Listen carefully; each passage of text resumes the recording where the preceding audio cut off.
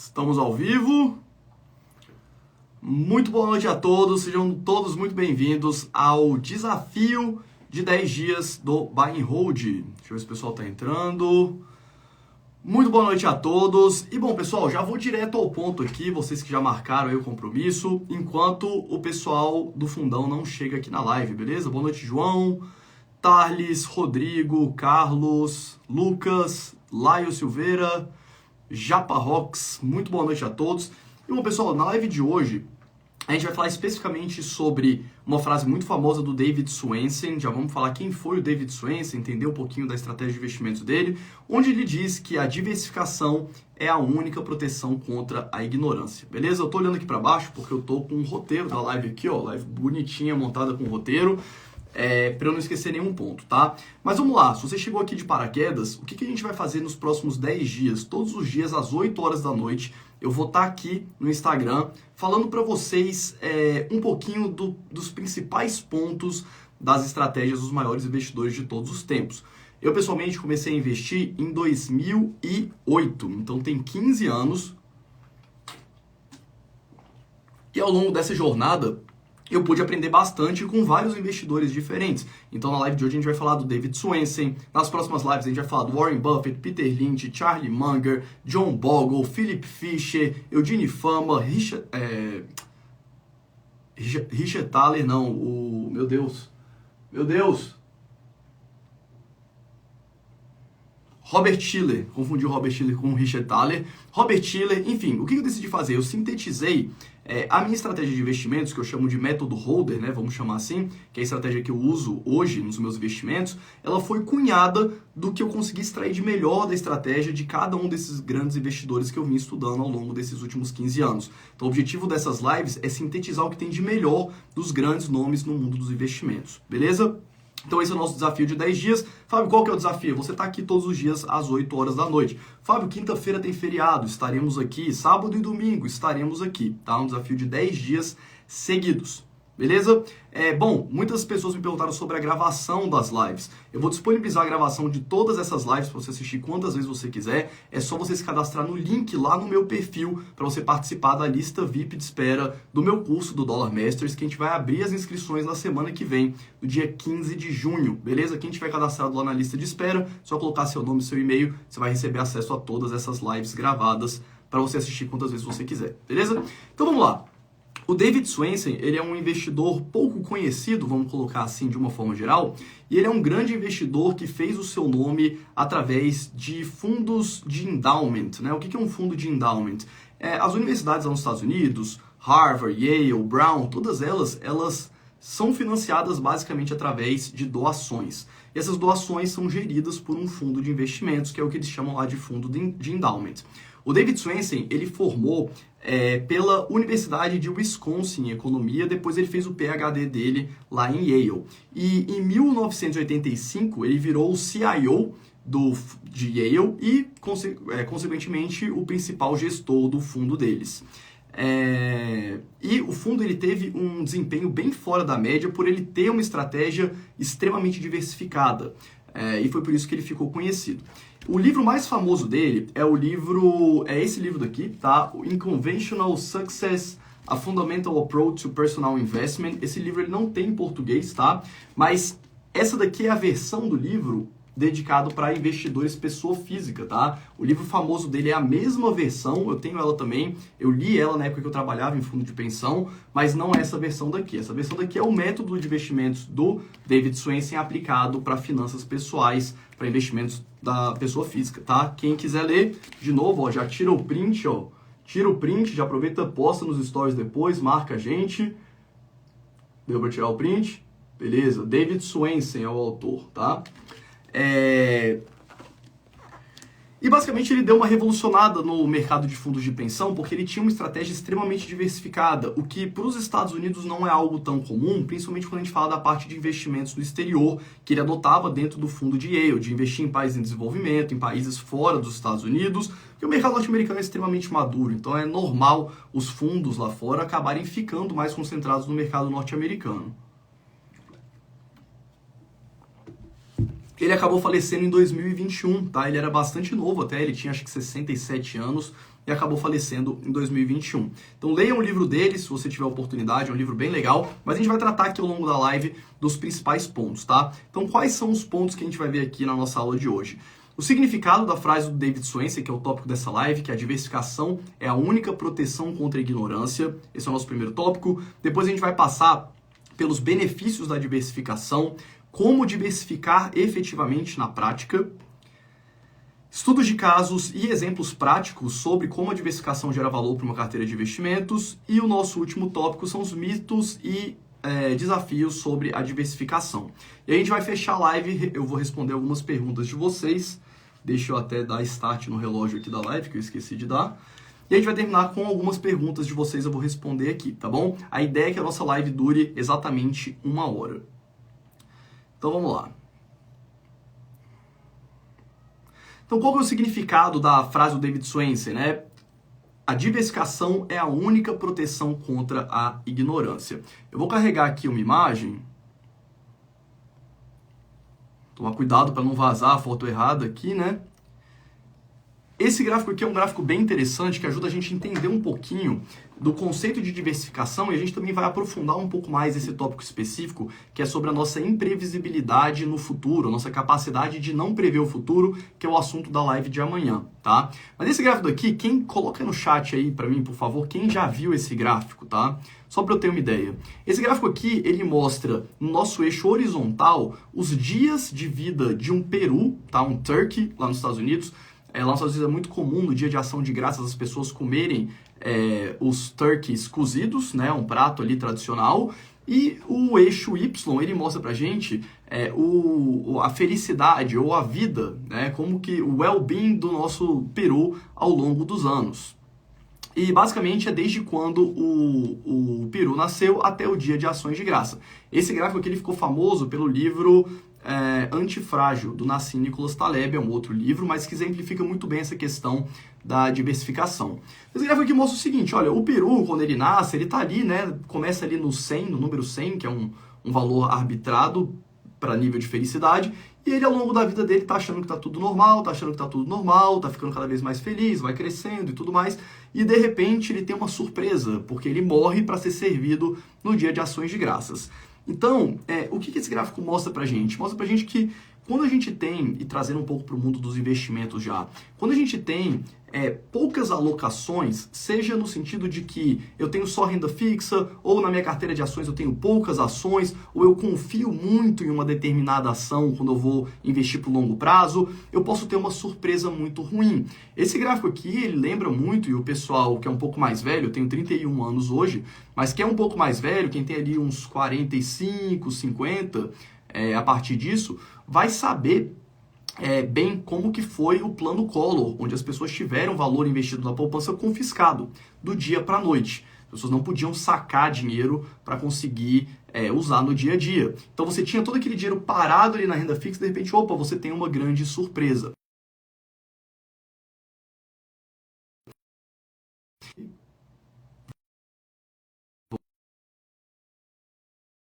Tanto para renda fixa quanto para qualquer ativo especificamente. A gente pode ter uma grande surpresa. Quando a gente traz esse exemplo para a prática, né, por exemplo, o que a gente viu nos últimos anos, as ações das lojas americanas, devido a uma suposta fraude contábil, despencaram também do dia para a noite. O caso do IRB também, da resseguradora que a gente tem na nossa bolsa aqui do Brasil, a gente viu também isso acontecendo. As ações desabaram praticamente do dia para a noite por causa de uma grande surpresa que o mercado não estava esperando. Então, toda vez que a gente está concentrado demais em um determinado ativo, a gente pode ter uma grande surpresa. Isso não vale só para o ativo, tá? Isso vale também para qualquer classe de investimentos.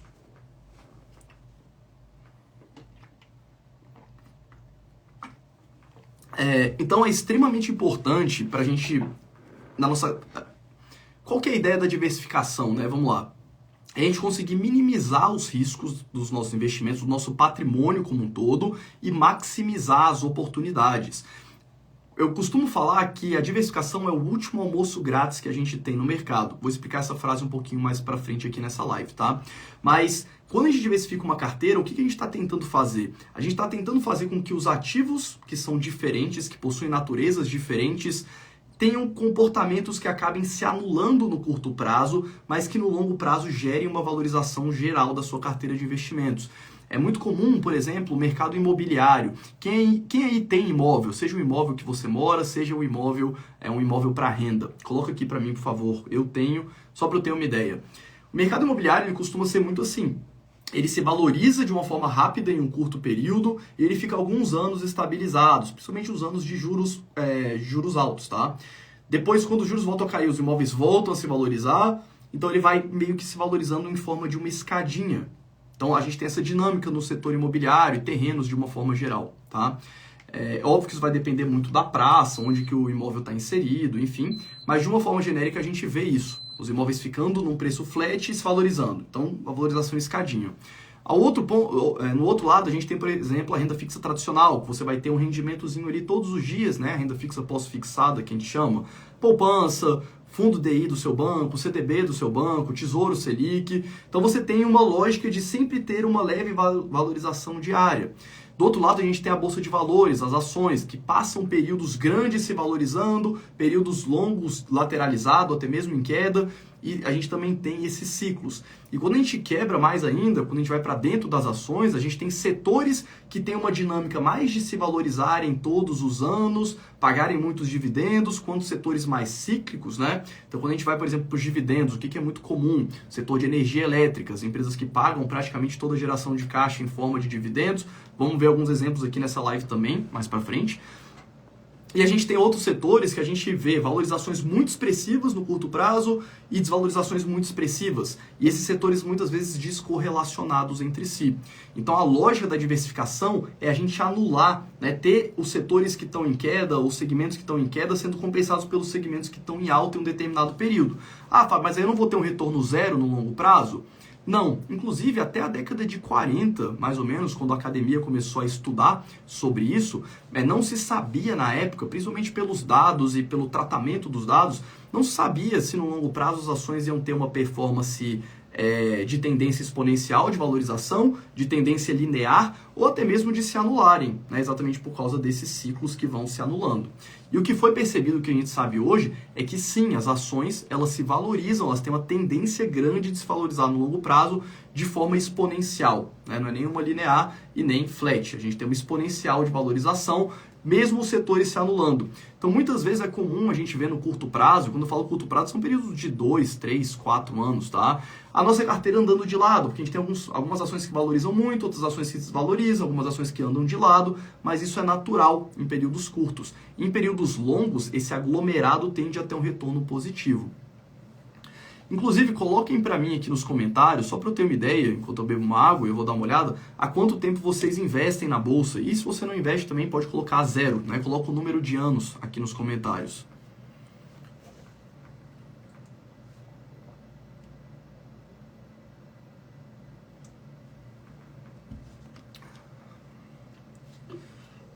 Coloquem aí nos comentários, pessoal. É importante para mim eu saber há quanto tempo vocês investem.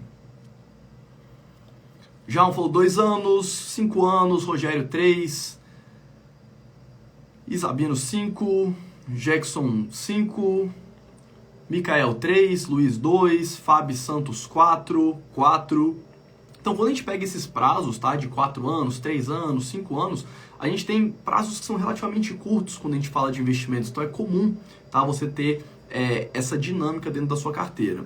E a gente vai falar aqui logo em seguida com alguns exemplos, tá, mais pra frente. O que a gente objetiva quando a gente investe em uma carteira de ações diversificada? A gente quer ter um comportamento parecido com o do mercado, a gente quer ter um comportamento muito descorrelacionado. Então, eu quero que quando a bolsa suba 1%, a minha carteira suba 3%, e quando a bolsa caia 1%, a minha carteira caia 4%. Ou a gente quer ter uma leve valorização adicional em relação ao mercado ao longo do tempo. A gente vai responder isso aqui também nessa live, tá? Mas para a gente fechar essa nossa primeira parte, que é o significado da frase do David Swensen, né? Lembrando, a diversificação é a única proteção contra a ignorância. No mercado financeiro e na vida, a gente tem alguns vieses comportamentais. O que são vieses comportamentais? São formas como a gente se comporta em relação a algum acontecimento, tá? que não são formas racionais da gente se comportar. Ou muitas vezes a gente está cometendo falhas sem muitas vezes perceber. E para o mercado financeiro, em cima dessa frase da diversificação, que é a única proteção contra a ignorância, a gente tem alguns viés, por exemplo, viés de confirmação, é um dos viés mais fortes que a gente tem no nosso dia a dia. A gente já tem uma crença sobre um determinado assunto, que é o viés de confirmação, eu já acredito que algo é verdade, e quando eu vou pesquisar sobre esse assunto, eu só procuro informações que corroborem com aquilo que eu já acredito. Então, politicamente falando, né, se você é de direita ou se você é de esquerda, normalmente se você é de direita, por exemplo, você vai só buscar por informações que já corroboram com aquilo que você acredita. Se você é de esquerda, a mesma coisa. Então, isso faz com que a gente enxergue de uma forma relativamente cega as coisas. Quando a gente fala sobre investimentos, se você gosta de uma determinada empresa, você vai tender sempre a dar uma relevância maior para as notícias positivas, para os resultados positivos, pela parte positiva que a empresa está reportando e não necessariamente pela parte ruim. Então a gente tem um viés de confirmação e tender a tomar decisões nesse sentido. Só que muitas vezes quando você se comporta assim, você está deixando de ver os fatores negativos daquele determinado acontecimento. E não se enganem, tá? Isso parece ser uma coisa simples, mas muitos gestores aqui no Brasil, lá nos Estados Unidos, vocês devem conhecer algumas histórias recentes que praticamente quebraram fundos de investimentos porque tinham uma confirmação, né, que é o próximo viés que a gente vai falar aqui, que tem a ver também com viés de confirmação, que é o viés de superconfiança.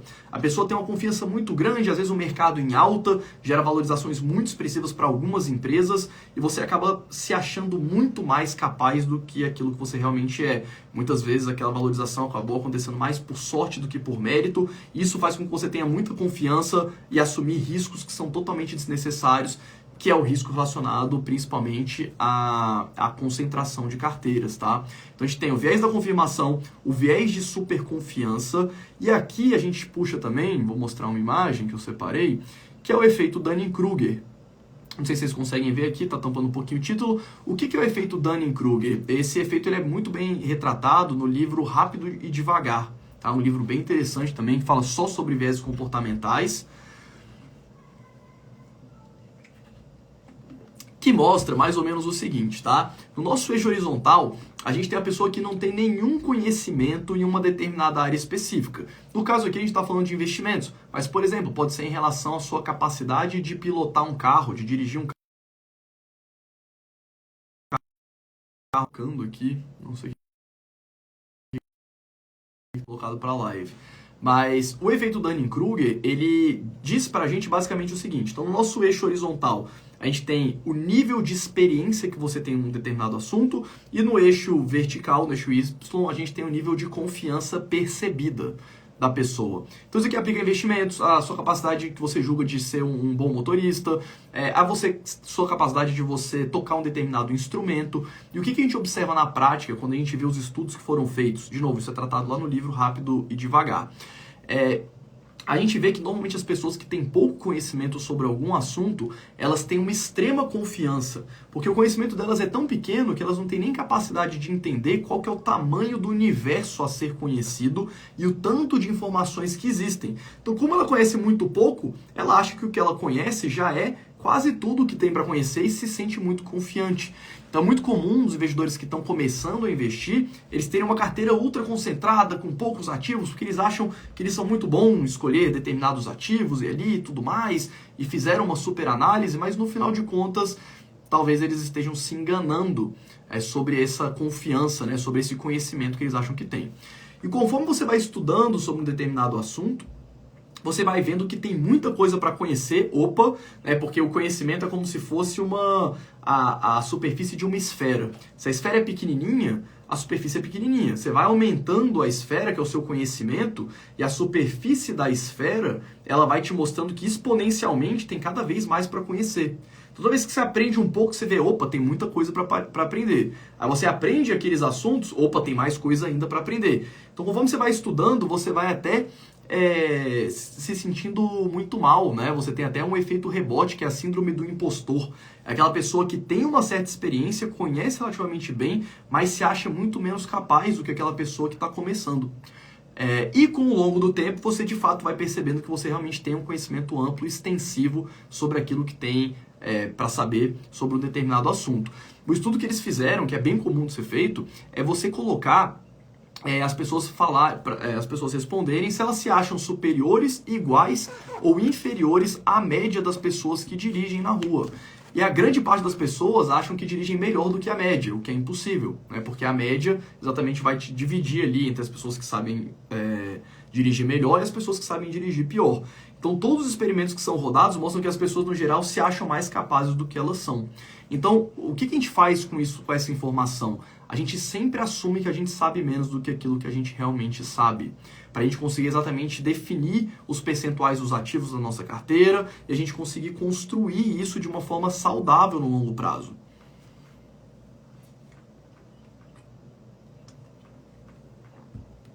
Exatamente, o que a Joana colocou, o mapa não é o território. Exatamente, tá? Então deixa eu fechar aqui a nossa imagem. E vamos aqui para o nosso próximo tópico da live, que basicamente é tratar sobre os benefícios da diversificação. Nos investimentos, de uma forma geral, a gente já explicou anteriormente, mas é muito importante a gente entender um conceito que eu acho que não é muito bem tratado no mercado, que é o fato do mercado de ações não remunerar uma carteira pelo seu risco específico. Vamos traduzir essa frase. O mercado não remunera uma carteira de ações pelo risco específico que você está correndo. O que é o risco específico? Tá?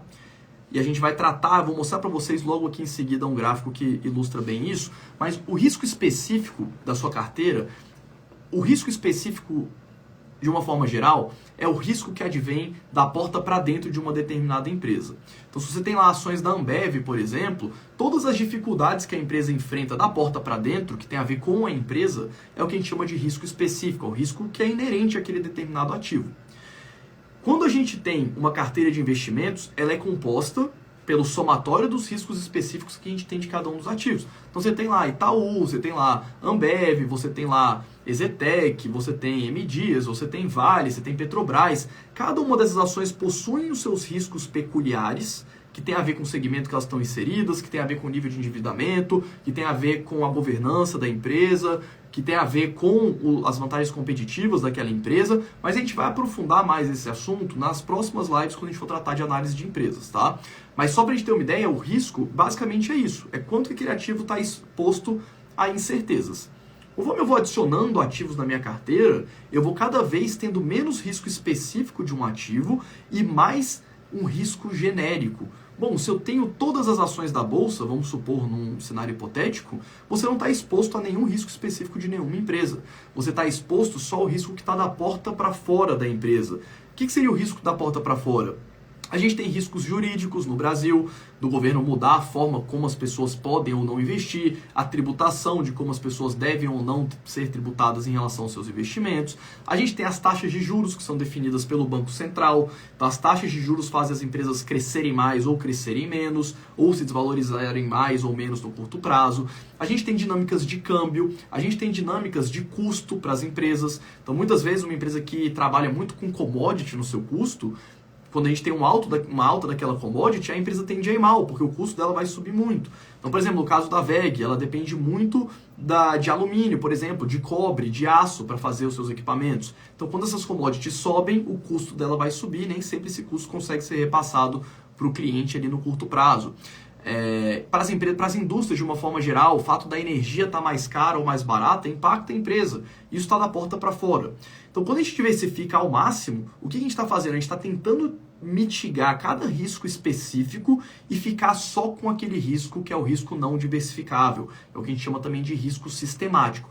Esse risco ele é impossível de você fugir dele, certo? Não importa quantas ações você tenha, você sempre vai estar exposto ao risco não diversificável.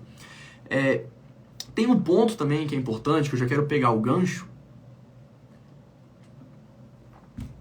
que é o seguinte: quando a gente fala de diversificação e de risco não diversificável, muitas vezes a gente tem que entender que essa lógica vale desde o micro da sua carteira até o macro. O que eu quero dizer com isso? Quando você pega um setor específico da bolsa, a sua diversificação dentro daquele setor, por exemplo, vamos pegar o setor de energia elétrica, tá? Que eu sei que vocês gostam e que vocês amam. Dentro do setor de energia elétrica, não importa o quão diversificado você esteja, quantas ações você tem ali dentro, você sempre vai estar exposto ao risco daquele segmento. O que é o risco específico? Porque, veja bem, o risco específico ele pode ir desde a ação até uma camada superior, que é o segmento, até uma camada superior, que é o setor, até chegar na última camada, que seria o risco Brasil, tá? Então, quando a gente fala do setor elétrico, por exemplo, você ter todas as ações do setor elétrico, que a gente tem mais de 20 ações na bolsa hoje aqui no Brasil, não vai te levar ao menor risco não diversificável, porque você está totalmente concentrado naquele setor e a sua carteira está totalmente exposta àquele risco específico setorial. Então, por exemplo, a MP que a Dilma soltou, se não me engano, foi lá em 2015, que gerou um problema muito grande com as transmissoras e com as distribuidoras, com tabelamento de preço. Isso impactou o setor elétrico como um todo. A STT teve muito problema com isso na época. Então, é um risco específico do setor. Do setor elétrico, por exemplo, quando não chove no Brasil, as empresas têm um impacto gigante, principalmente as hidrelétricas, as geradoras, por causa do MRE. Já falei sobre isso em vídeo lá no YouTube, mas quando não chove no Brasil, as hidrelétricas ficam com menos energia para poder vender. Isso faz com que elas tomem prejuízo, porque elas já prometeram a energia vendida na maioria dos casos. Então você está ainda com risco específico daquele setor. Aí você pode estar pensando, pô, Fábio, beleza, mas é óbvio, ninguém tem ação só do mesmo setor. Isso é verdade.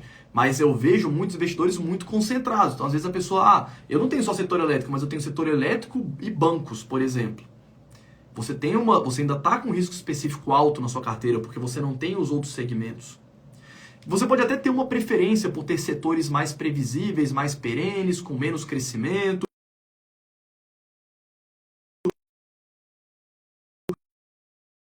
Isso não é um problema por si só, tá? Você ter essa característica na sua carteira. Mas é importante você entender que existe um risco que você consegue expurgar dessa carteira, que você não está fazendo isso em detrimento de você ter uma característica um pouco mais direcionada para menos risco, talvez nesse caso. Tá? Mas é importante você saber que você está deixando na mesa a diversificação.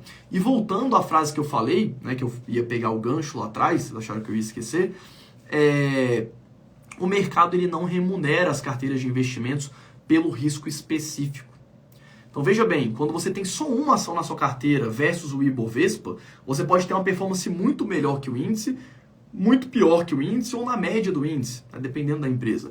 Mas repare que nesse caso, o fato de você escolher só uma única ação para os próximos 50 anos faz com que esse seu retorno seja muito mais fruto, né, o retorno positivo ou negativo, seja muito mais fruto do acaso, da sorte, quase como uma loteria, do que de fato pela escolha que você fez. Porque você não sabe o que vai acontecer com aquela empresa nos próximos 50 anos. Ninguém sabe. E é exatamente por isso que a gente precisa ter uma carteira diversificada. Deixa eu só fechar o alarme. 15 segundinhos que eu já volto.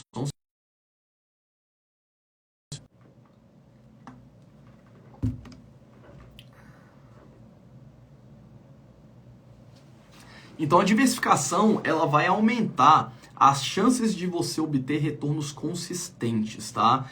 E o que a gente busca, e até pegando o gancho com o que eu falei anteriormente, o que a gente busca na bolsa não é ter uma carteira com grandes desvios do índice. A gente busca uma carteira que no curto prazo ela se comporte relativamente parecida com o índice. Só que pela seleção dos ativos que a gente fez, essa geração de valor ela é incremental ao longo do tempo. Ela acontece de forma lenta, né? A ideia é a nossa carteira performar um pouquinho melhor do que o índice nos meses, nos anos, nas décadas, e essa diferença ia abrindo uma boca de jacaré, igual foi o caso, por exemplo, da gestão do Peter Lynch no Magellan Fund. A gente vai ter uma live só específica sobre a estratégia do Peter Lynch, mas eu vou aproveitar também essa live para mostrar daqui a pouco o retorno da carteira do Magellan Fund versus a carteira do mercado. No entanto, tá, para a gente fechar essa parte aqui, dos benefícios da diversificação, é importante entender o conceito desse gráfico daqui. Esse gráfico daqui ele mostra pra gente basicamente o nível de risco de uma carteira de investimentos, tá? O nível de risco é basicamente essa linha que está caindo. Então, no nosso eixo horizontal, a gente tem o número de ativos de uma carteira, o nosso eixo vertical, o risco daquela carteira, e reparem que quando tem um ativo só, né, ali bem no comecinho do gráfico, o gráfico está no risco máximo. Conforme eu vou adicionando ativos da minha carteira, de setores diferentes principalmente, eu vou diminuindo esse risco da minha carteira. Só que esse risco, conforme a gente falou anteriormente, ele tem um limite. Ele é só o risco diversificável que a gente chama. Então, quando você vai incluindo ativos, até você ter todos os ativos da bolsa, não importa, você sempre vai ter o risco não diversificável, que é o risco máximo para aquele setor que você está exposto. Ou se você está exposto a todos os setores, você está ali no risco do seu país. A única coisa que diminui esse risco diversificável é você ir para fora do Brasil, você ter ativos que não estão aqui no Brasil, tá? Então é a única forma que a gente tem isso acontecendo. Então, acho que esse gráfico aqui ele é bem claro, ele é um gráfico bem simples de ser entendido e sempre lembrar que para você baixar a régua, então pegando o exemplo que a gente deu, tá? Se você tem só empresas do setor elétrico, você tem poucos setores, o seu risco diversificável ele não vai chegar no mínimo possível.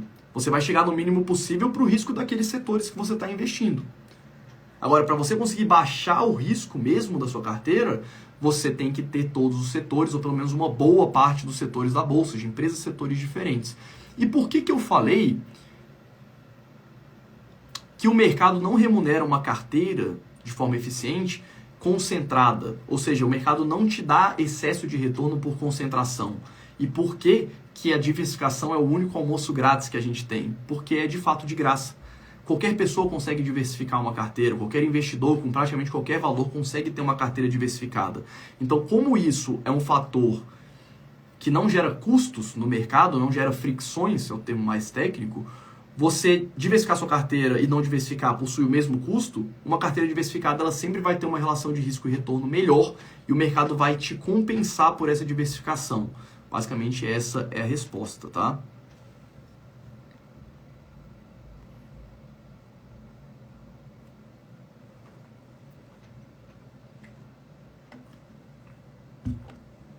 Então vamos para o nosso próximo tópico aqui da live. Diversificação, né? Como diversificar efetivamente. Então, diversificação entre classes de ativos, a gente tem que pensar no máximo de ativos possíveis. E antes da gente continuar, eu quero saber de vocês, é importante saber quantas pessoas, quem de vocês possuem ativos que não são ativos financeiros. Então, Fábio, eu tenho uma empresa, né, uma empresa minha que eu toco, ou que eu sou acionista, mas que eu toco, mas uma empresa de capital fechado, ou você que investe em imóveis, que eu já perguntei anteriormente, ou você que investe em terrenos, por exemplo, ou você que investe em ouro, você que investe em criptomoedas, que não são assuntos dessa live, mas só para eu já pegar e já matar esse assunto aqui logo de cara, é importante eu entender qual que é quem de vocês possui esses ativos que estão fora do mercado financeiro como um todo.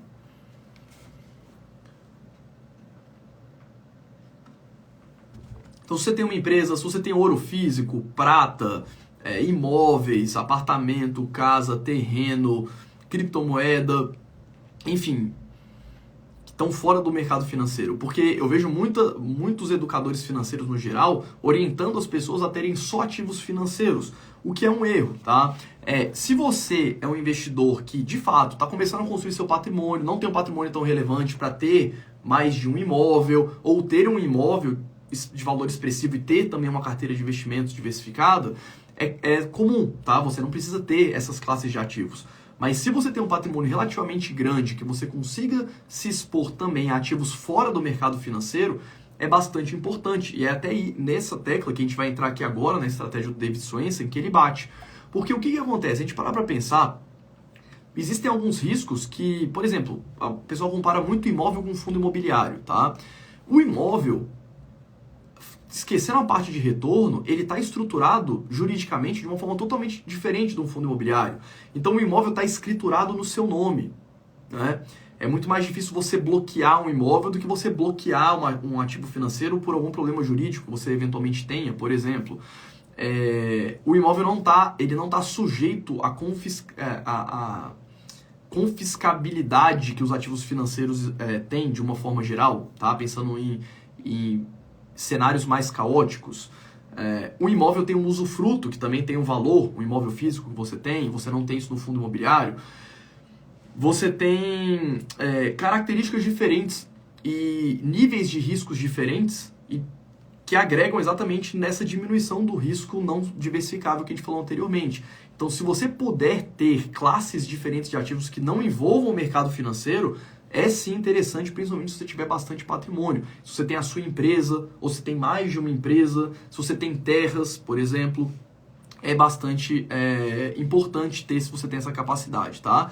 Mas quando a gente fala do mercado financeiro, a estratégia do David Swensen, tá? Basicamente, ela tem 3 pilares, tá? Principalmente aqui é tratada no livro Unconventional Success, A Fundamental Approach to Personal Investment, tá? Quem chegou atrasado na live já printa aí, porque o assunto dessa live é trazer os melhores aprendizados do David Swensen, que é o autor desse livro. E ele divide, né, a estratégia de você construir um portfólio em 3 grupos.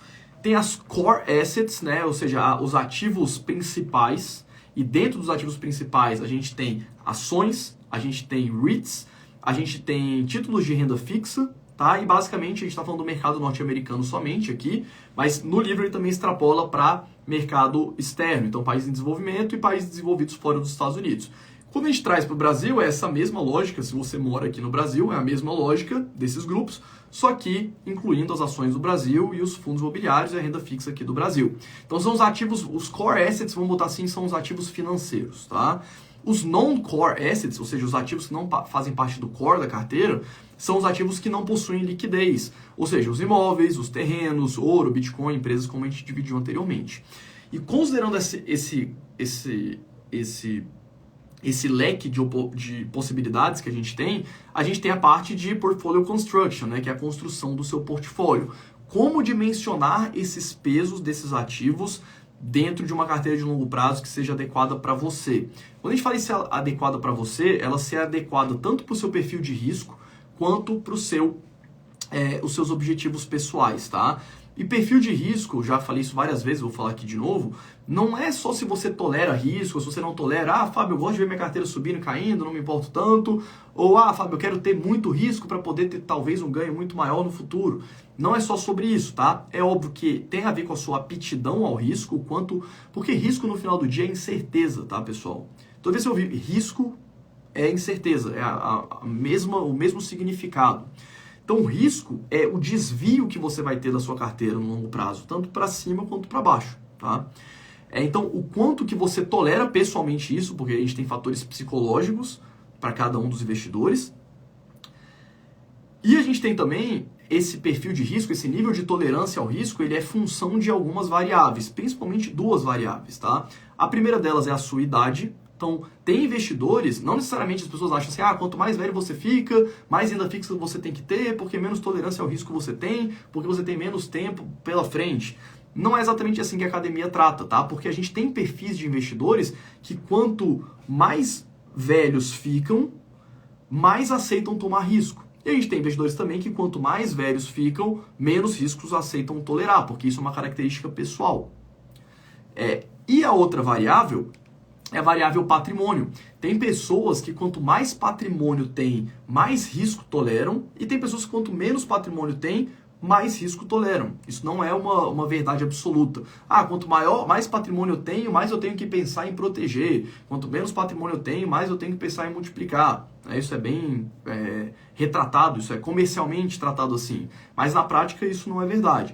Na prática o que a gente busca é entender onde que você está encaixado nessa matriz, ou seja, de quanto risco você tolera em função da sua idade, quanto risco você tolera em função do seu patrimônio, entender em qual desses quadrantes você está e conseguir, a partir disso, estruturar uma carteira que seja compatível com essa sua realidade. E além disso, entender onde você se encontra em relação aos seus objetivos pessoais.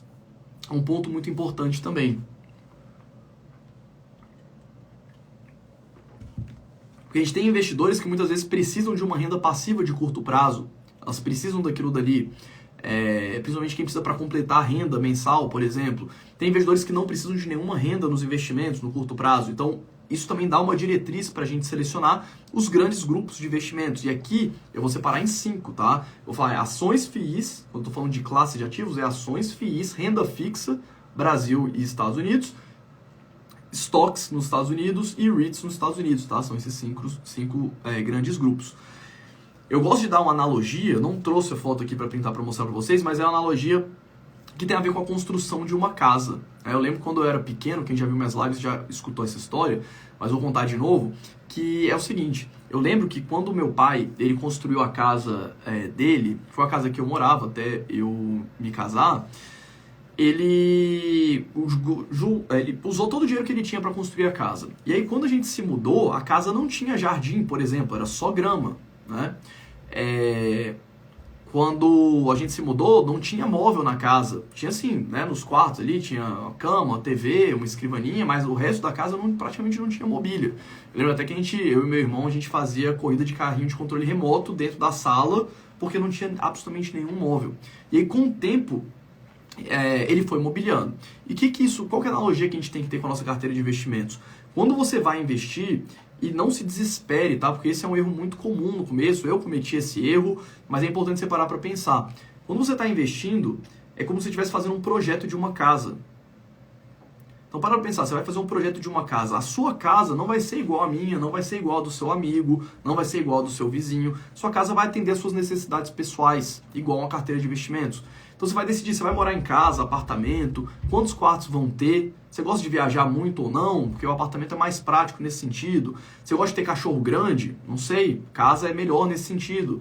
Você tem muitos filhos, você gosta de receber visita, você quer ter um escritório grande, você quer ter área de lazer grande, você quer ter piscina, você gosta de cuidar de um jardim, quer ter um super jardim.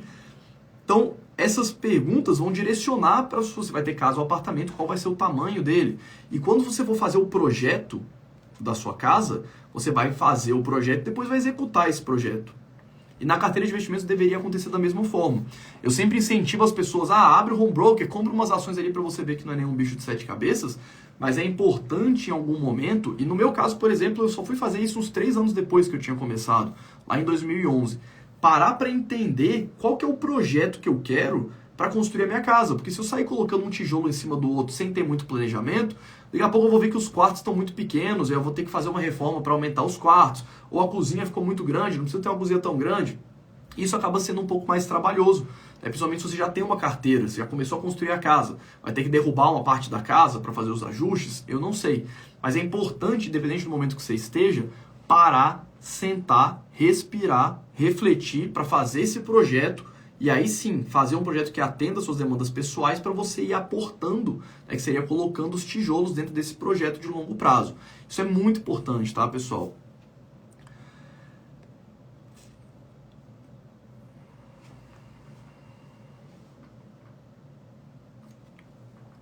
Para quem é meu aluno, lá no módulo 3 do curso, a gente trata só sobre isso, tá? Diversificação setorial por classes, região e viés geográfico. Só para a gente fechar essa parte aqui da live, eu queria falar um pouco sobre o viés geográfico.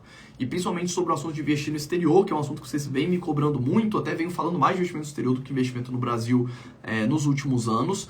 Mas um ponto que é importante a gente entender é que o Brasil, além de ser um país em desenvolvimento, toda vez que eu vou lá para os Estados Unidos, ou que eu vou para a Europa, eu sempre, toda vez que eu vou, eu tomo um choque. Eu chego lá e falo, meu Deus, a gente mora numa fazenda no Brasil, a gente não tem infraestrutura, né? Principalmente que é o que a gente precisa para um país crescer e enriquecer.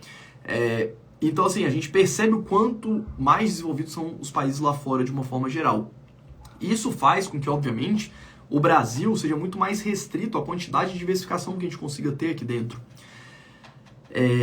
E o viés geográfico, ele diz exatamente isso. É muito comum a gente ter uma sobrealocação de capital no país que a gente mora, simplesmente pelo fato da gente morar ali. Se a gente tivesse nascido na França, por exemplo, se você tivesse nascido na França, você não ia investir todo o seu patrimônio no Brasil, você ia investir provavelmente tudo lá, o que também estaria errado no caso, tá? Então é importante entender que o Brasil representa menos de 1% do mercado global de ações e o mercado norte-americano representa 50%. Então olha o tanto de risco que a gente está correndo, de risco diversificável, né? Do gráfico que a gente viu, vamos só chamar o gráfico rapidinho aqui de novo, olha o tanto de risco diversificável que a gente está carregando na nossa carteira quando a gente tem uma sobrealocação no Brasil ou no país que você reside. Então é importante ter essa diversificação global para você diminuir o risco específico da sua carteira ao máximo que dá, para a gente ter o menor risco possível.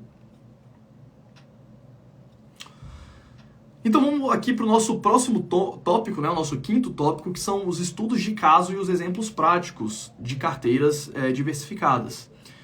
O primeiro gráfico que eu vou chamar aqui, Ele é um gráfico que não vai dar para vocês lerem muito bem, mas eu também não quero que vocês leiam tão bem, tá? Só quero que vocês entendam o que é cada um desses fatores aqui.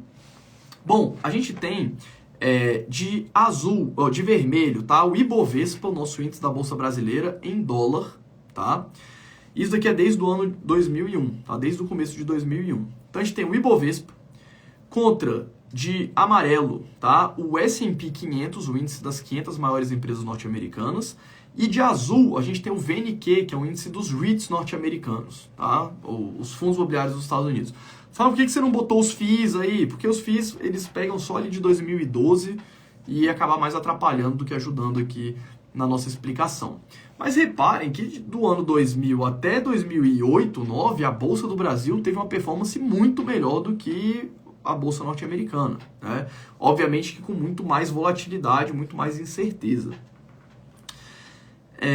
Então a valorização foi muito mais expressiva, depois a queda ali do subprime, que é essa queda grande ali no gráfico, ali no comecinho, também foi muito maior na Bolsa aqui do Brasil, depois a Bolsa subiu aqui, e reparem que de 2001, né, começo do gráfico, até a crise do subprime, meio que tudo andou igual, na mesma direção pelo menos, né?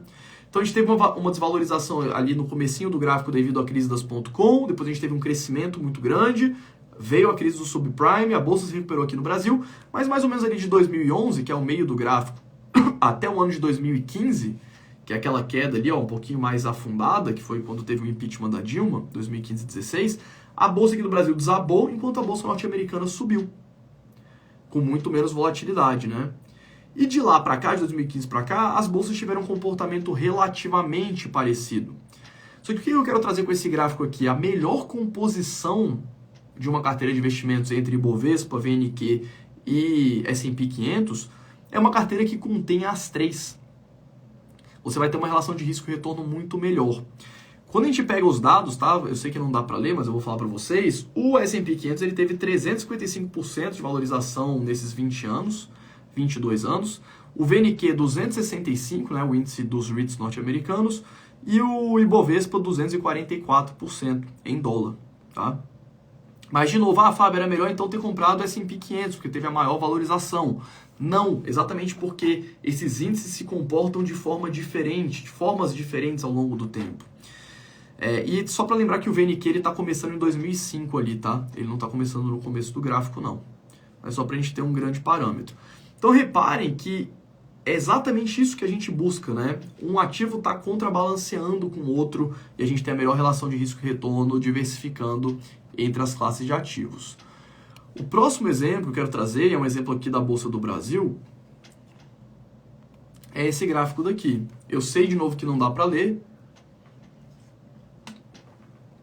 mas vocês vão entender o que é esse gráfico. Aqui de azul claro, tá? Que são 3 ações diferentes e uma carteira de investimentos que é composta pelas 3, tá? Seria esse exemplo que eu dei anteriormente, mas aplicado aqui para o mercado brasileiro. E eu trouxe de novo o setor de energia elétrica, que eu sei que é um setor que vocês gostam, que quase todos vocês devem ter em carteira. O que a gente tem aqui? De laranja, ali embaixo, tá? A gente tem a Engie, as ações da Engie, então a valorização dessas ações, todas elas começando em 100, tá? Para a gente ter o mesmo nível de valorização. Então, considere que você tivesse colocado R$100 lá em 2013, tá? O começo do gráfico é 2013, então são os últimos 10 anos. Colocou R$100 em ações da Engie, você teria hoje R$300, né? 3 vezes a valorização do capital inicial. O que é bastante, né? Considerando ainda mais uma empresa que é extremamente conservadora, uma empresa de geração de energia e tudo mais. A que teve a melhor performance lá em cima foi a Equatorial. A Equatorial ela tem um business de distribuição, né? Diferente da Engie. É um business muito mais arriscado. A Equatorial ela compra empresas de turnaround para virar as distribuidoras. Então o business dela é mais arriscado. Só que pela gestão da empresa e pelas vantagens competitivas que ela tem, ela conseguiu entregar um retorno superior devido a esse risco superior também. Vejam que as ações, né, também um outro mito, que volatilidade não é risco. Volatilidade não é todo risco, mas volatilidade é o melhor proxy de risco que a gente tem. Então reparem que a volatilidade das ações da Equatorial é muito maior do que da Engie ali embaixo, né, que se valorizou de uma forma muito mais comportadinha. E de azul claro, azul clarinho, a gente tem as ações da Taesa. E de azul escuro, e Taesa é a distribuição, né? E de azul escuro, o que eu montei? Eu montei uma carteira que fosse 1/3 Engie, 1/3 Taesa e 1/3 Equatorial. E reparem que a melhor alocação dessas 4 não foi você colocar 100% em ações da Equatorial lá atrás. Foi exatamente você ter uma composição entre essas 3 empresas diferentes. Porque dentro do setor elétrico, vejam bem, enquanto a Equatorial ela é muito mais distribuição, a Engie é muito mais geração e a Taesa é muito mais transmissão, são 3 segmentos diferentes dentro de geração de energia elétrica. Então, olhando hoje, obviamente, se você pudesse prever o futuro, seria melhor lá atrás você ter comprado só a Equatorial. Só que você estaria exposto a um risco específico muito grande, só das ações da Equatorial. Os turnarounds que ela fez ao longo desse período poderiam não ter dado certo. A empresa poderia ter tomado decisões erradas. Não foi o caso, mas a gente não poderia prever isso lá em 2013. Então, exatamente por isso que o que seria a melhor alocação nesse caso? Você ter as 3, e reparem que a carteira azul ela performou praticamente igual à Equatorial, que foi a média, só que com muito menos risco do que individualmente Engie, individualmente Equatorial e individualmente a Taesa. Foi a carteira, vamos colocar assim, com a melhor relação de risco e retorno. É muito comum os investidores olharem só para retorno. Eu quero olhar só retorno, só retorno, só retorno, mas acabam ignorando o risco. Sendo que o que importa para a gente, que quer construir patrimônio para o longo prazo, é entender a relação risco e retorno. A gente busca sempre a melhor relação de risco e retorno. E não necessariamente o melhor retorno e não necessariamente o menor risco. Mas sempre o melhor retorno, o maior retorno para o menor risco possível. É isso que a gente tenta buscar.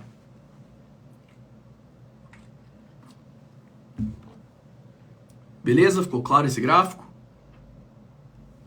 Deixa eu ver se tem algum outro. E agora o que a gente vai ver são exemplos de investidores com carteiras de investimentos diversificadas que foram super bem sucedidos no longo prazo. E eu vou trazer aqui algumas, né, 2 das minhas maiores referências, que foi o Peter Lynch, para a gente começar. Mas antes eu queria mostrar esse print aqui. O Peter Lynch ele foi gestor do Magellan Funds, que era um fundo de investimentos lá nos Estados Unidos, desde 1977 até 1990. Inclusive tem um livro, a gente vai fazer uma live só sobre o Peter Lynch, então não perde a nossa sequência, são 10 dias de live, todos os dias aqui às 8 horas da noite. O Peter Lynch, ele fez gestão de um fundo chamado Magellan Fund de uma forma totalmente contraintuitiva. Se você pega um fundo de ações aqui no Brasil ou nos Estados Unidos, é comum você ver os fundos de gestão ativa mais famosos. Você abre a carteira deles, eles têm 10 ações, tem 15 ações, quando tem muitos são 20 ações diferentes. E o Peter Lynch ele teve uma abordagem totalmente diferente. O Peter Lynch ele falou, eu vou ter a maior quantidade de boas ações que eu encontrar, e é isso. Então ele chegou a ter 1000 ações ao mesmo tempo dentro da carteira do Magellan Fund, que ele fazia gestão, e individualmente, durante a década de 70 até a década de 90, chegaram a passar mais de 15.000 ações diferentes dentro do Magellan Fund. Então reparem, o S&P 500 tem 500 empresas, as 500 maiores. O fundo do Peter Lynch, ele era mais diversificado do que o índice.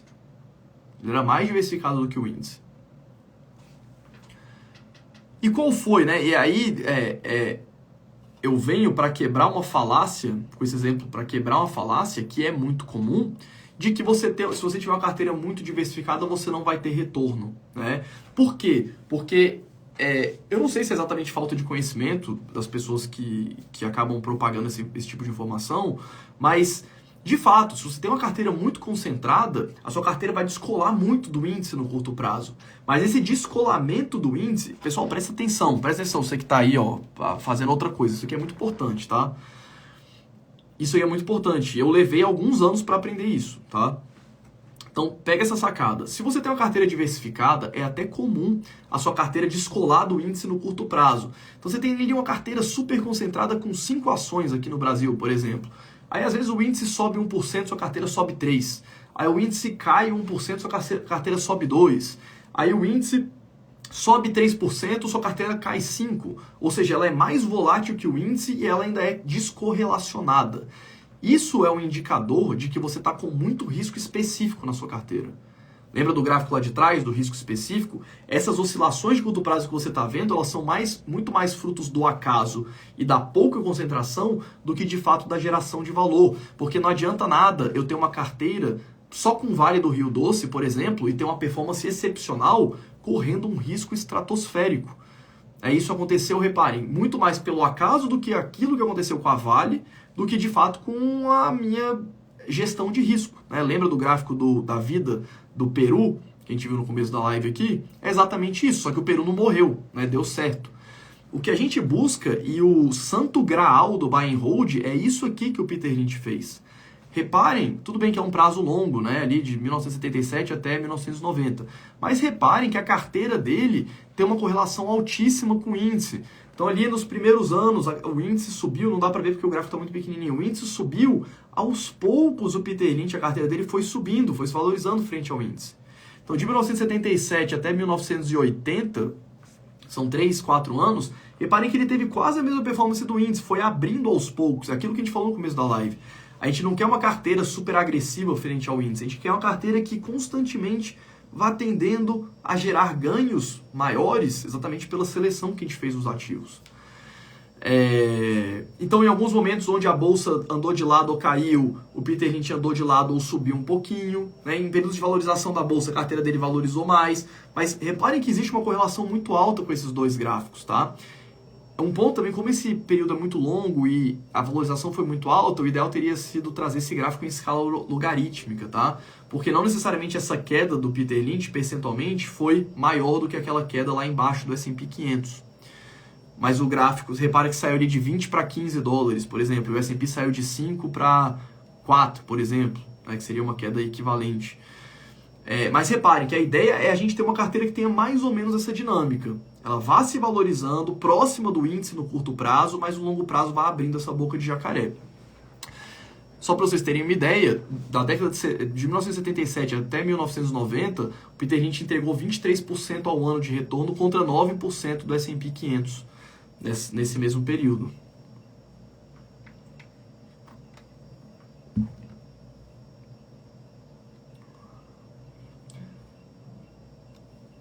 Deixa eu o próximo gráfico aqui. O próximo gráfico ele é um gráfico pior ainda de ver, que é o gráfico das ações da Berkshire. A Berkshire, ação da empresa do Warren Buffett, é um prazo muito maior. Aqui a gente está pegando da década de 80 até hoje, o momento que eu gravo esse vídeo. O S&P 500, ele... lembrando o caso do Peter Lynch, tá? Só voltando aqui, eu esqueci de dar os dados para vocês. Mas nesse exemplo específico, $1 investido no começo do fundo, da gestão dele, pelo menos, geraram $6,60 investindo no S&P 500, contra $28, Então foi um retorno 4 vezes maior, um pouco mais do que 4 vezes maior do que o S&P 500.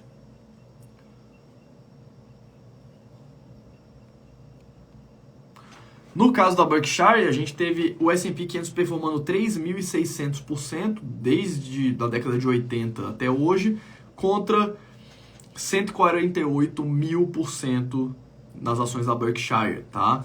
E esse gráfico aqui não deu para puxar a escala logarítmica, mas ele segue a mesma lógica, tá? Do gráfico do Peter Lynch. Ele vai ter uma performance parecida com a do índice no curto prazo e vai abrindo essa boca de jacaré ao longo do tempo. No caso do Buffett, o Buffett ele tem uma frase famosa que ele fala assim, olha, diversificação é para quem não sabe o que está fazendo. Ele fala bastante isso. E essa frase é verdade, tá? Porque a maioria dos investidores não sabe o que está fazendo. A maioria de vocês que estão assistindo não dedicam a vida de vocês para você só analisar ações, só analisar empresas. Então é exatamente por isso que você tem que diversificar. O Buffett, apesar dele ter, ao longo da história, uma concentração grande, momentânea em alguns ativos, por exemplo, hoje em Apple, Se eu abrir aqui rapidamente...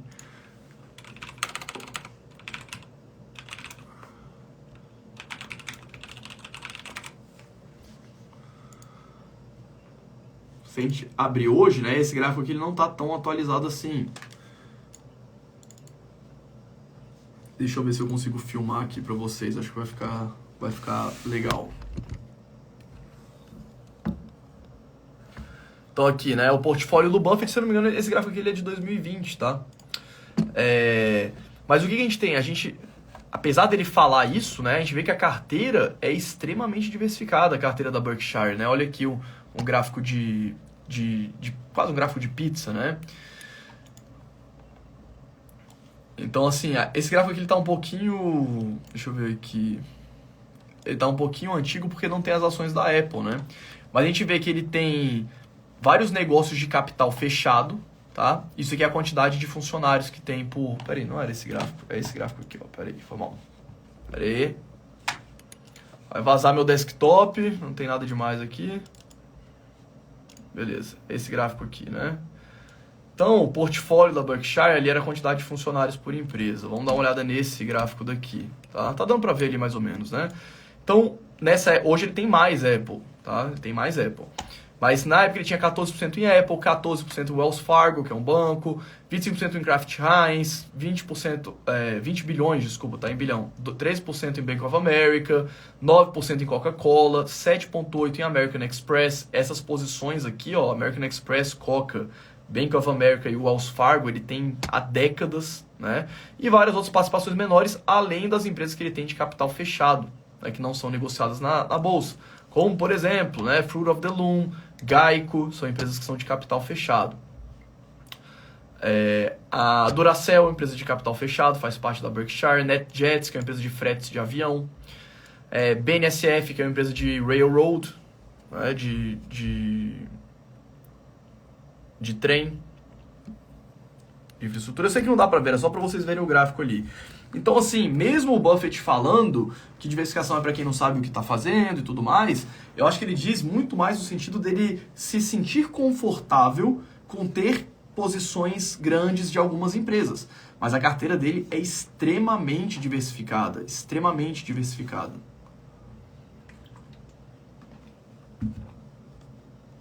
Beleza?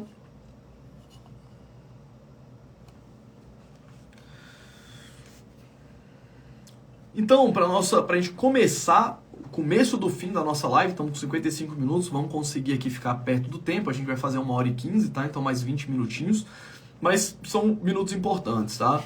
Então, mitos e desafios da diversificação.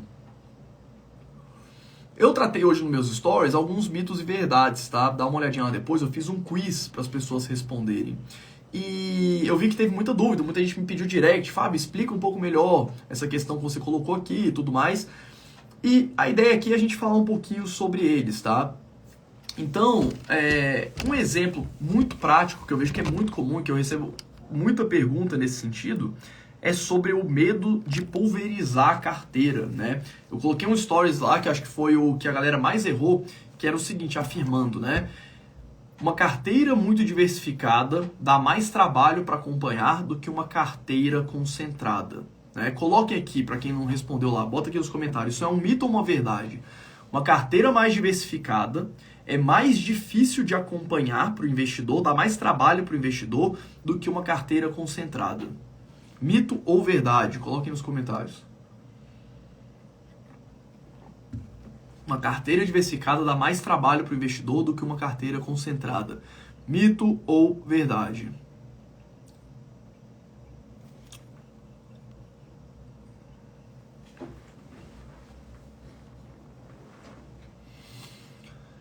A galera colocou mito, ó, Thiago, André, Douglas, a galera que tem uns nicks esquisitos que eu não consigo ler, Leandro, mito, Ricardo falou verdade, a galera falou mito, W. Jokazaki falou verdade, Anderson falou verdade, Luciano e André falaram mito.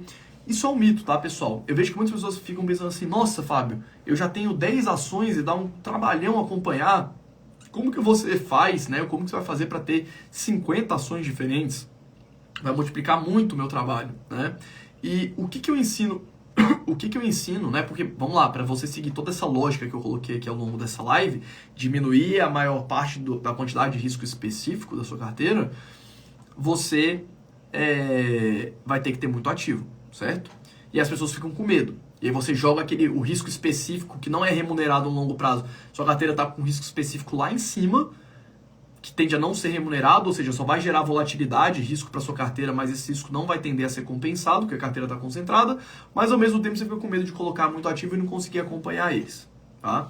E o que acontece? Por que é um mito que carteiras muito diversificadas dão mais trabalho para serem acompanhadas ou para o investidor ter? Porque quanto mais ativo você tem na sua carteira, menos profunda tem que ser a sua análise sobre aquele ativo e menos conhecimento específico e técnico você tem que ter para avaliar cada um dos ativos da sua carteira. E o que eu ensino, né, uma dica que eu dou para os meus alunos do Dollar Masters, a gente fala até sobre isso, se eu não me engano, no módulo 5 do curso, tá? Como acompanhar uma carteira de investimentos. Você vai, obviamente, continuar sempre acompanhando todos os ativos. Mas se você tem uma carteira muito diversificada, como cada ativo tem um risco específico muito pequeno, você não precisa conhecer tão profundamente tudo sobre aquela empresa. Imagine um exemplo específico de você ter somente uma ação na sua carteira. Você tem que conhecer absolutamente tudo daquela empresa. Absolutamente tudo. Todas as demonstrações financeiras, entender absolutamente tudo do setor, para você ter uma convicção muito grande e, além disso, dar sorte, porque tem eventos que acontecem de forma caótica, igual a vida do Peru, mas supondo que isso não aconteça, você tem que estar muito certo sobre aquilo dali. Ao passo que, se você tem uma carteira muito diversificada, você pode estar pouco certo sobre todos os ativos, ou sobre boa parte deles, que é o que gera aquele ganho incremental no longo prazo. Então, quanto mais ativo você tem, menos trabalho você tem, porque menos risco específico você tem na sua carteira. É tão simples quanto isso. E uma dica que eu dou para os meus alunos, que é o que eu estava falando aqui anteriormente, é você acompanhar as ações em função do risco e do peso que elas têm na sua carteira. Então, por exemplo, tá? O exemplo que eu dou pessoalmente na minha carteira. Quando eu comecei a investir em Tesla, ela representava lá menos de 1% da minha carteira americana. Aí as ações multiplicaram por 25 vezes, Tesla virou tipo assim, 20 e poucos por cento da minha carteira de investimentos lá fora, sem eu fazer nenhum aporte, sem fazer nada.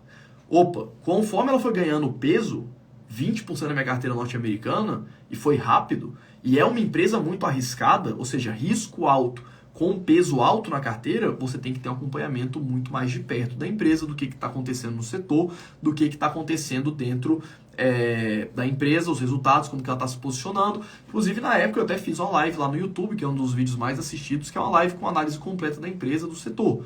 Porque é uma empresa muito arriscada, muito incerta, com um peso muito grande na carteira. Ao passo que, se você tem uma empresa, você tem um peso menor em uma empresa que tem um risco muito menor, você pode acompanhar ela muito mais de longe, ler os resultados trimestrais. Muitas vezes, se for uma empresa muito sólida, você pode deixar para acompanhar só os resultados anuais. Então, por exemplo, Coca-Cola, lá nos Estados Unidos, Ambev aqui no Brasil, Itaú, as empresas que costumam ser muito previsíveis, até as empresas do setor elétrico que a gente falou aqui. Se você ler todo o trimestre o resultado da Engie, você vai ver que você não vai ter nenhuma surpresa muito grande, nem para cima nem para baixo. Já no anual, aí você consegue ter uma percepção melhor. Então, quanto maior o peso da ação e maior o risco, mais de perto e mais trabalho você vai ter que usar para acompanhar. Quanto menor o peso, ou seja, maior a diversificação na sua carteira e menor o risco daquelas ações que você está escolhendo, ou seja, quanto mais previsíveis são os resultados, menos de perto você precisa acompanhar. Então, eu recebo muitas perguntas. Fábio, como que você acompanha a sua carteira que tem 1000 ativos? Né? Eu não acompanho as ações da mesma forma. Você não vai acompanhar os ativos da sua carteira da mesma forma. Você não vai ler resultado de todos os ativos todos os trimestres. E nem saber o que está acontecendo na indústria todos os trimestres ou todos os meses. Você vai calibrar isso com o peso e o risco que aquele ativo tem na sua carteira.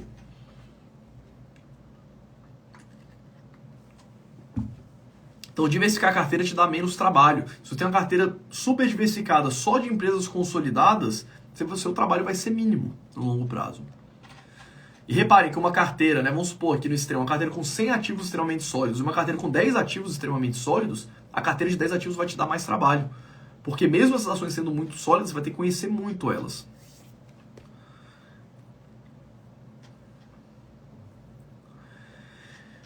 Então, essa foi a pergunta que teve mais divergência ali nas respostas que eu respondi.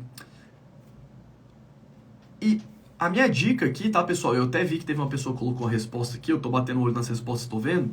A minha dica é Fábio, eu tenho pouco patrimônio, eu tô começando a investir agora, eu preciso ter uma carteira muito diversificada? É óbvio que não. No começo da sua jornada, você vai incluindo as ações aos poucos. Sua carteira no começo vai ter um risco específico alto mesmo.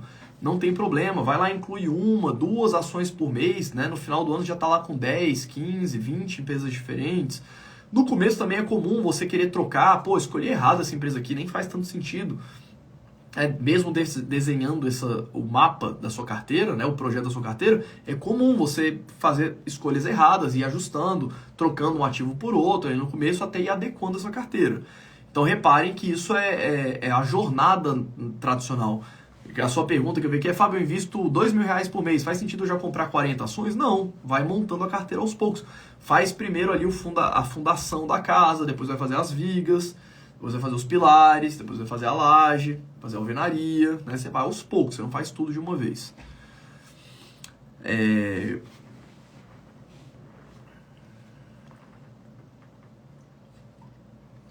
Então a minha sugestão, tá, pra gente começar a encerrar a live, é você, primeiro, pensar nisso que a gente colocou aqui ao longo da live, ou seja, fazer um projeto de carteira, entender que esse projeto deveria ter uma menor quantidade de risco específico, entender seu perfil de investidor, entender seus objetivos pessoais, construir esse projeto em cima disso, aumentar a quantidade de ativos. Eu vejo muito investidor com 15 ações na bolsa aqui no Brasil, achando que está muito diversificado, e você vai ver, tem 6 do setor elétrico, aí tem Itaú, Bradesco, Banco do Brasil, Santander, que é quase a mesma empresa, né? São 4 bancos consolidados, bancos múltiplos consolidados, e acha que está muito diversificado. Então tem muito risco específico para você tirar da sua carteira, incluindo novos ativos.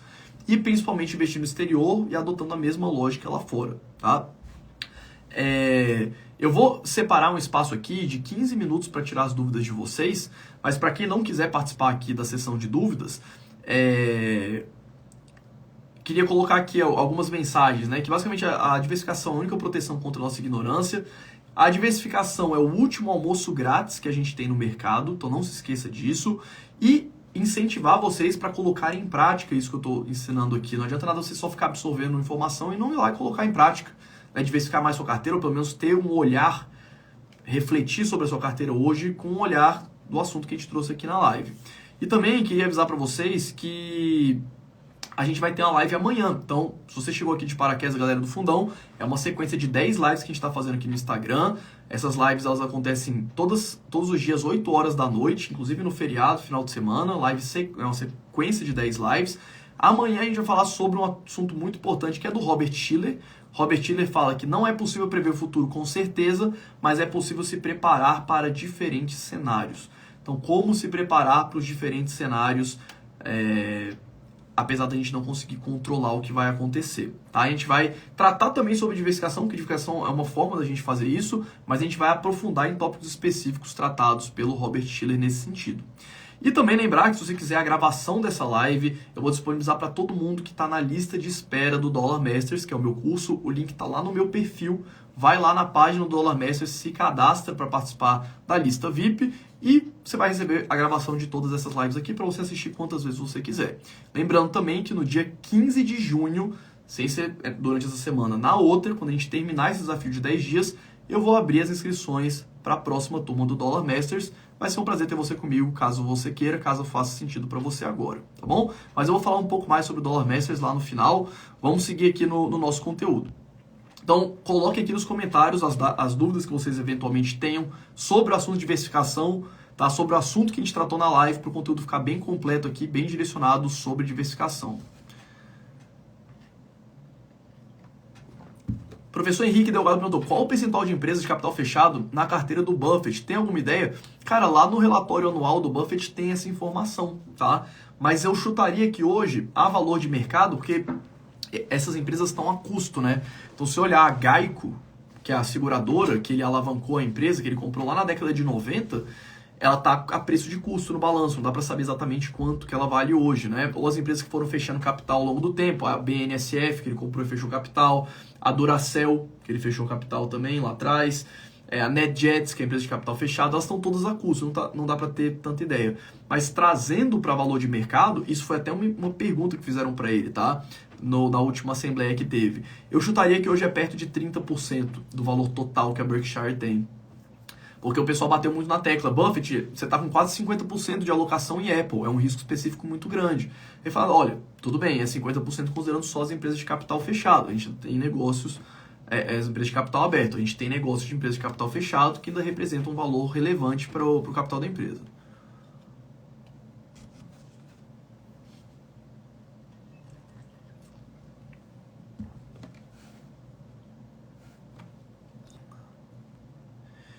Diogo Wernick perguntou, em FIIs, FIAGRO e FIINFRA, vale a pena muita diversificação, tipo uns 20 FIIs de diferentes setores, ou seria melhor menos FIIs, tipo uns 6? Ou a regra seria seria melhor só para empresas no Brasil e no exterior? Então, Diogo, o ideal, tá, para todas as classes de ativos é você ter a maior quantidade de boas empresas ou bons ativos dentro daquele segmento. É óbvio que você não vai ter todos eles, né? Não tem necessidade. Mas nos fundos imobiliários, o que a gente tem uma carência grande aqui no Brasil é uma quantidade grande de bons FIIs consolidados com histórico em cada um dos segmentos. Então, assim, você consegue montar uma boa carteira de FIIs ali, talvez com uns 10 FIIs, os FIIs mais antigos, que já se provaram no tempo, do que você realmente ter ali uma carteira com 20, 30 fundos imobiliários. Acho que não faz sentido, mais pelo mercado brasileiro. Por exemplo, no caso dos REITs, minha carteira hoje tem 44 REITs diferentes lá fora, porque lá a gente tem uma quantidade muito grande de bons ativos. Então não adianta também você diversificar só por diversificar, né? Sair colocando coisas ruins na sua carteira em prol da diversificação.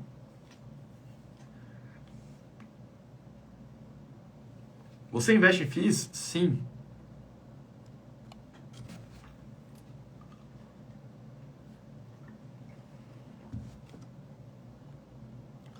Pensando sobre o viés geográfico, como você colocou, o Brasil é 1% do mercado global e os Estados Unidos 50% mais. Morando no Brasil, podemos pensar que o limite de alocação nos Estados Unidos seria de 50% da carteira? Cara, isso varia, tá? O que eu recomendo normalmente meus alunos é eles não terem menos do que... Falando só dos investimentos financeiros, tá? Tira quem tem imóvel, empresa, tudo mais. Eu pegando só da parte financeira, eu acho que se é para você investir nos Estados Unidos, você tem que ter ali pelo menos 30%, tá? Lá fora, da carteira financeira. E pegando o Brasil, e no máximo, talvez 70%, porque também não é tão interessante você morando no Brasil, você ter quase toda a sua carteira lá fora. Porque você tem um risco cambial, né? Vai que lá na frente você está aposentado e o real se valoriza muito frente ao dólar durante uma década. Você precisa ter uma renda passiva em real também, né, para pagar suas contas aqui. Então ficaria ali entre 30% no mínimo e no máximo 70% de alocação no exterior.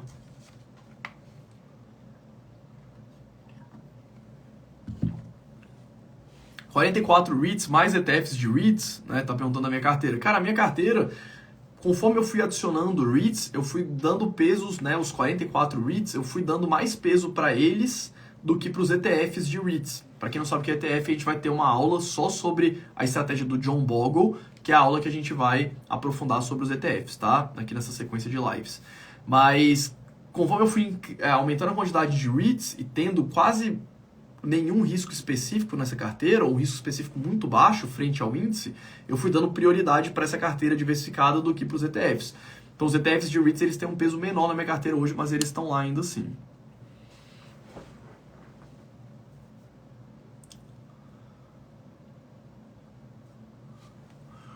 Jonathan, tenho uma noção básica de investimentos no Brasil pelos seus conteúdos gratuitos. Se eu comprar o Dollar Masters, vou aprender a continuar investindo também no Brasil?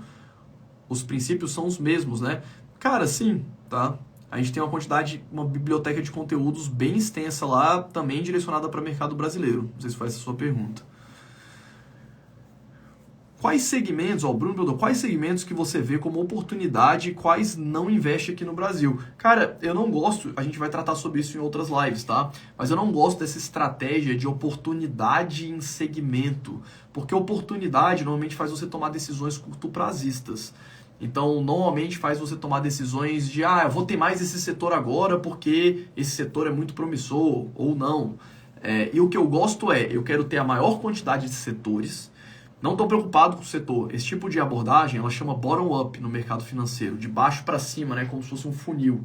Então, bottom-up, de cima para baixo, que eu me importo mais, né? Então, aqui é um funil das empresas. Nesse funil, a gente tem aqui o setor, né, os setores da bolsa, os segmentos e as empresas aqui embaixo. O que a abordagem bottom-up ela traz? Você vai se importar muito mais com as empresas, com a parte de baixo do funil, do que com o setor.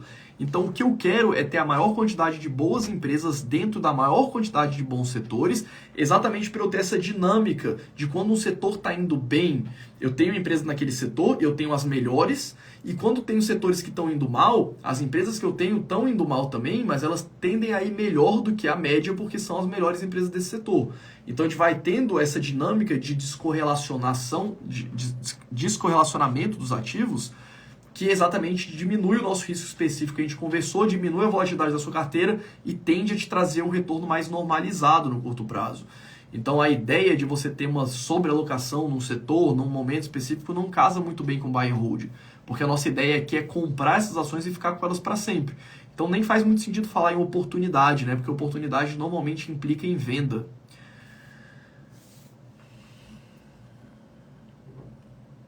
Vale a pena vender uma ação que desbalanceou muito para cima e fazer rebalanceamento com o que ficou muito para trás? Cara, eu não gosto. Você pode fazer.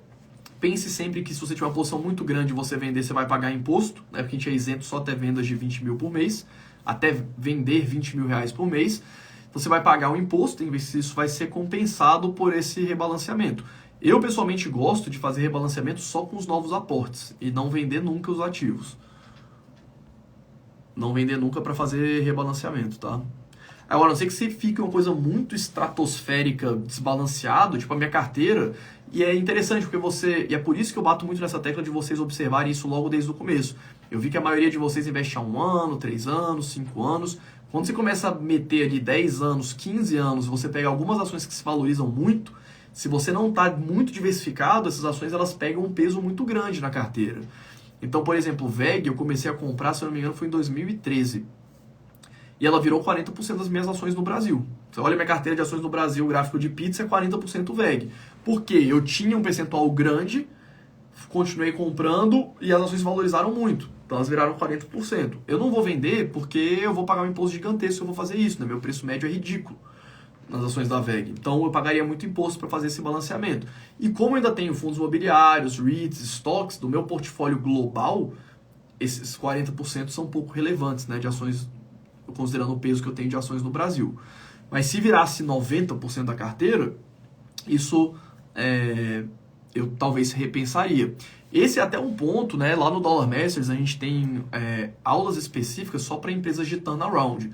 Eu sei que vocês adoram as famosas pimentinhas, né? Comprar umas empresas de turnaround para ter um ganho gigantesco. E uma das coisas que eu ensino lá que tem a ver com isso é o seguinte. É muito comum uma pessoa botar um dinheiro muito grande numa empresa de turnaround, mas não adianta, porque mesmo que aquele turnaround vire, essa ação vai tomar uma proporção tão grande da sua carteira que, primeiro, você não vai conseguir segurar ela para você ser compensado por aquele risco lá de trás, e provavelmente você vai vender antes e perder boa parte do ganho no futuro.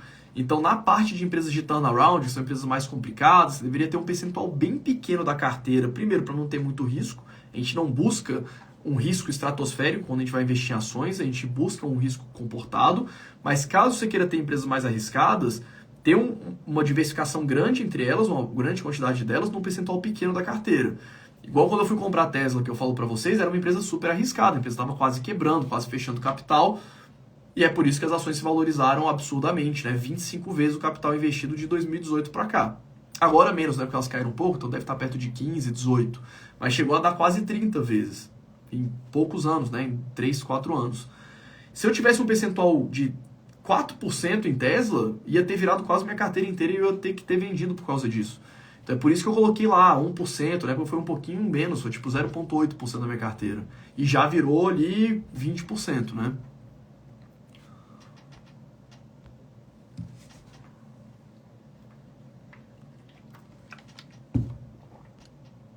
Vou pegar a última pergunta aqui pra gente encerrar.